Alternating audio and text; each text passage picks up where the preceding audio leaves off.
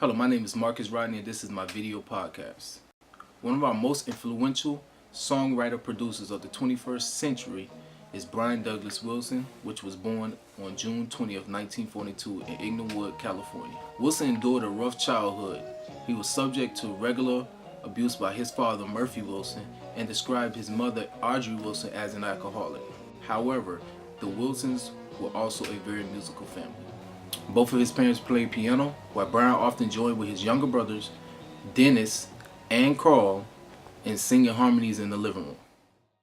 As Brian grew older, he increasingly turned to music as an escape from the pain of his home life.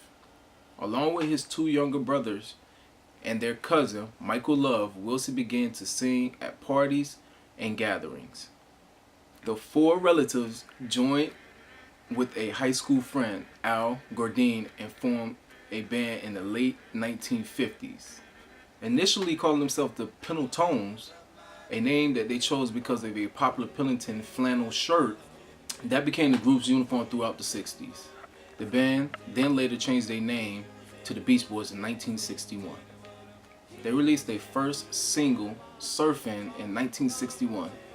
Within a few months, Surfin' cracked the Billboard Hot 100 singles list, eventually peaking at number 75 while remaining at the charts for 6 weeks. The Beach Boys signed with Capitol Records in 1962, and the same year released their first album, Surfin' in Safari, which reached number 32 on the Billboard's album charts. He believed that music happened unconsciously. He didn't just believe in just listening to it, but feeling it with your soul. That's the way he made everyone around him understand music. He can just walk in the room and just know how the song is going to be arranged and just build the song before the lyrics were even there. The music that he created made people want more because of the way it made you feel spiritually. He left his tour because he wanted to create a new wall of sound. Wilson began to work on another project and hoped that it would reach greater heights. At first, it was called Dumb Angel, and then later they renamed it as Smile, but it would not be released for 37 years. One of the most famous unfinished albums of all time, Smile was shelved when Wilson's personal life took a sharp turn for the worse. Plagued by heavy abuse of alcohol, marijuana, cocaine, and LSD, Wilson was diagnosed with depression and schizophrenia, suffering from numerous nervous breakdowns. He famously began wailing in aisles of airplanes, playing his grand piano in the sand, and claiming to hear voices in his head. Attempting to deal with his drug addictions and mental illness, Wilson spent much of his time over the next 3 decades in seclusion, which he separated from the music industry in a whole. After decades of seclusion, a happy and productive Wilson received a warm welcome back to the music industry. Brian Wilson released numerous solo albums, including Orange Art Crate in 1995, Orange crate, table, and a rocking chair, and Imagination in 1998.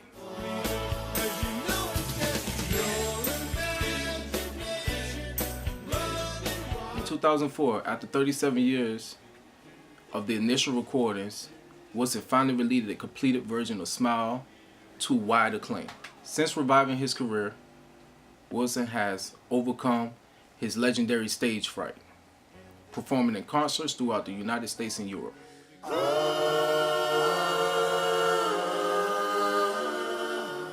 Wilson has won numerous of honors and awards for his music.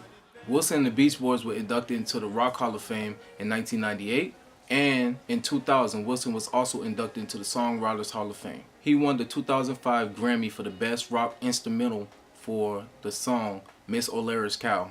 And in 2007, he received the prestigious Kennedy Center honors for a lifetime contribution to performance arts. His last statement to a magazine, "I'm having much more fun now than I did when I was a Beach Boy, because I no longer am a Beach Boy. I am Brian Wilson."